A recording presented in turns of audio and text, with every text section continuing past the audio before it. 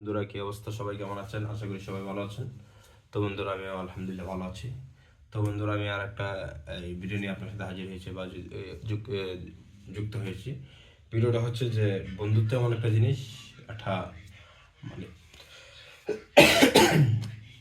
বন্ধুত্ব জিনিসটা আমার কাছে খুবই ভালো লাগে।